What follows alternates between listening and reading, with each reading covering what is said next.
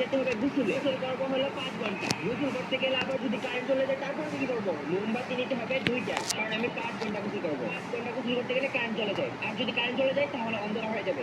এই জন্য আমার মোমবাতি নিতে হবে। এখন আমার কি কি লাগবে? তয়লা লাগবে 5টা।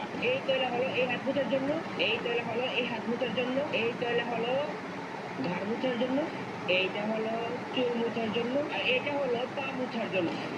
ফেস ওয়াশ লাগবে হলো 1টা, 2টা, 3টা। আর এটা হলো গোসল করে বের হলে ভেসলিনটা লাগবে। এটা গোসল করে বের হলে হাতে ভেসলিনটা লাগবে। আর এটা হলো মুখে দিতে হবে 1টা শ্যাম্পু, 2টা শ্যাম্পু, 3টা শ্যাম্পু। 1টা শ্যাম্পু দিতে হবে চুলের এদিকে, আরেকটা শ্যাম্পু দিতে হবে চুলের এদিকে, আরেকটা শ্যাম্পু দিতে হবে চুলের পেছনে। 3টে শ্যাম্পু দিতে হবে মাথায়। চিরুনি নিতে হবে 3টা। একটা হলো এই চুল আঁচড়ানোর জন্য, আরেকটা হলো এই চুল আঁচড়ানোর জন্য, আরেকটা হলো এই চুল আঁচড়ানোর জন্য।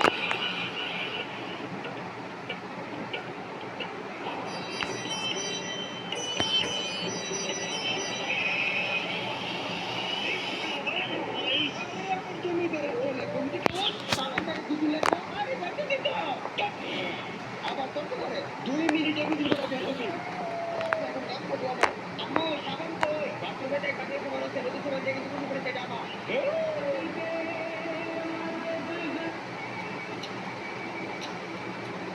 বাথরুমে ঢুকতে হলো একটা একে, আর এখন বাজে হলো একটা ছয়।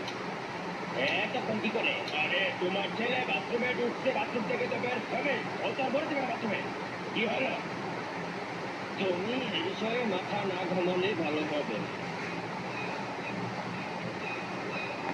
হ্যাঁ, বাথরুমে গেছে 3 মিনিট হয়েছে। কি করতেছে বাথরুমে? কি করা? আরে তুই গোসল করছ আমি বুঝছি, তুই দরজা খুল। বের হয়ে দেখো। দরজা খুল, তুই আমার দশ টাকা পানির কখন কাজ? তুই আমার পানের কখন কাজ?